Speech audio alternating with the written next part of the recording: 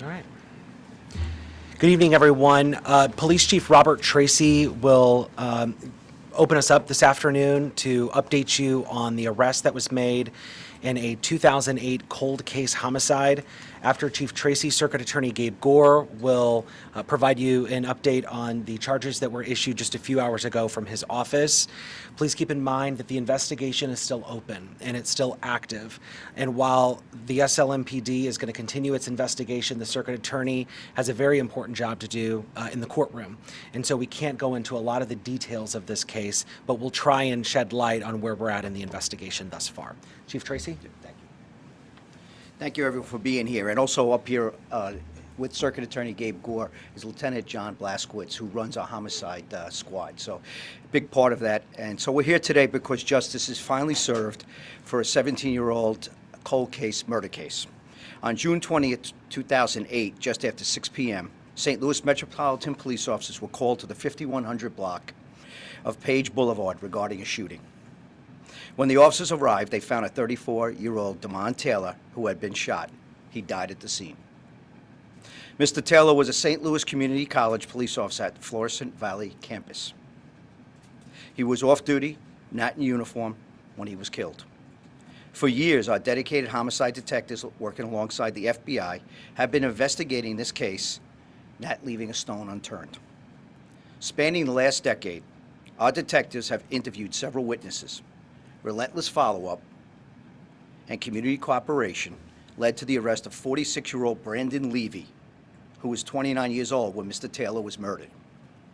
Our detectives learned that Mr. Taylor was mistakenly believed to be in a rival gang. This type of senseless murder has zero place in our city, and I pray Mr. Taylor's family can sleep a little easier tonight knowing justice has been served. Tomorrow, Mr. Taylor would have celebrated his 52nd birthday. This arrest shows our commitment to never giving up on victims and their families. This arrest should give home to families still awaiting answers in cold cases. I want St. Louis to know we will never stop fighting for justice. It takes one brave person to come forward and give us information necessary to bring justice to some of the families going through these tragedies. I want to express my deep appreciation to the past and present St. Louis Metropolitan Police officers and detectives, along with the FBI, who have dedicated themselves on this case, and they never gave up. Their dedication, in addition to the partnership with the Circuit Attorney's Office, especially Gabe Gore, has brought the family closure 17 years later. With that, I'll turn it over to Circuit Attorney Gabe Gore. Sir.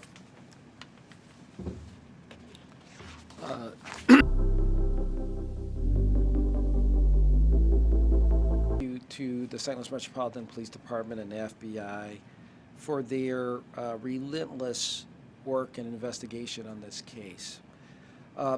Today, we issued charges for murder in the first degree against defendant Brandon Levy.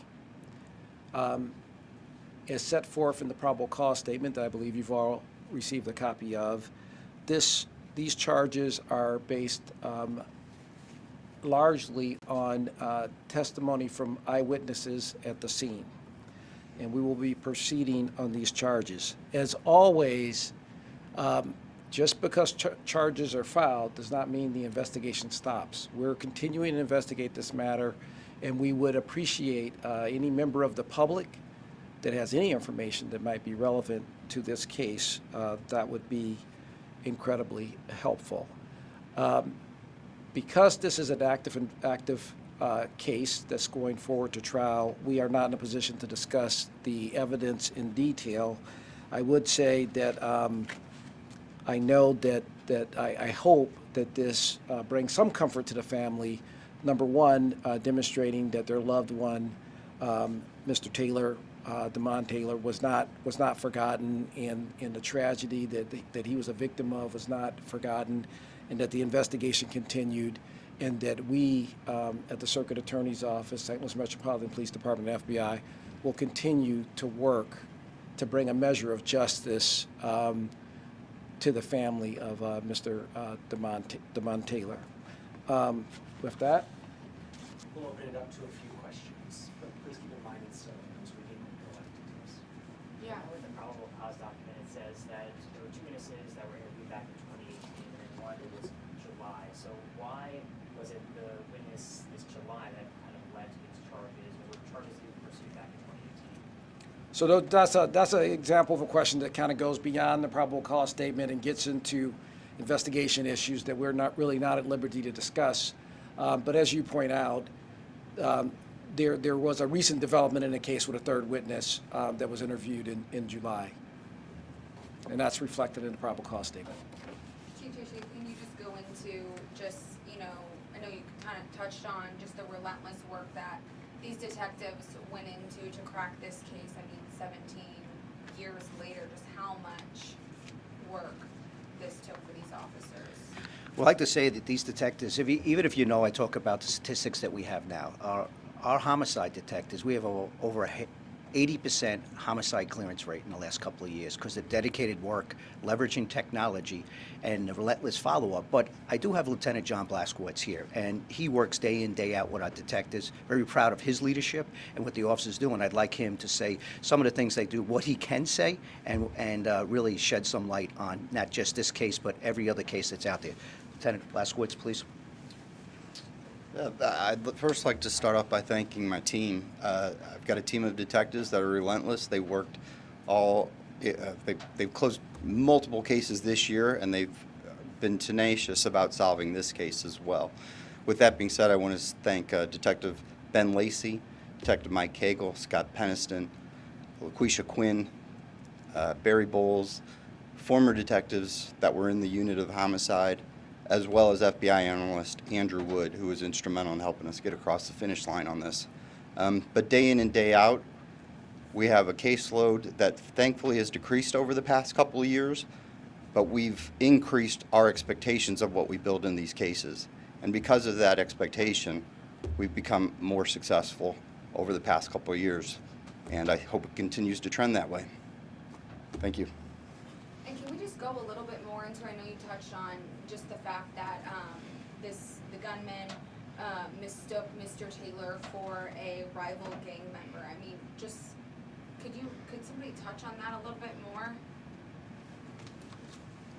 We're without giving up too much on the investigation. What we do is we go off some notes of what we can say going back to 2008.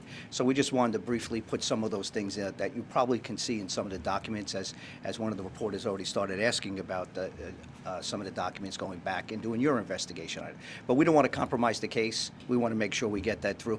But some of the things that we can tell without compromising, and I wanted to kind of put that in context.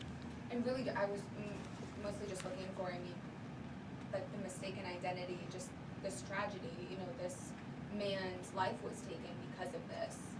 Right. Just kinda that reaction. It just shows that out there, and I talk about this all the time, the amount of guns that are out there, the people that are getting them legally, illegally, and using them to cause harm to other people. And that's something that we continue to work on back then and continue to this day. And what we do with these families, we meet with these families all the time. We have midnight vigils on New Year's Eve. And these families, some of these cases that aren't closed, what I'd like to say is that we're going to continue to work on them. And if there is new information, please come forward, because we care about as much solving these cases and trying to bring some closure to the family as the families do. Our detectives care, and look at going all the way back to this case 17 years later. We get calls all the time, and if there's anyone out there right now that does have information on a case that hasn't been solved, you call our tips lines, but you also have the number of our detectives, and that number's out there, and I'll make sure Mitch McCoy gets that number out to those that don't have it. But the DIPS hotline that we have, that we talk about, please give us that information, and we will do that follow-up, and it will help us try to bring justice to some that are still walking around there that have committed a murder. One more question.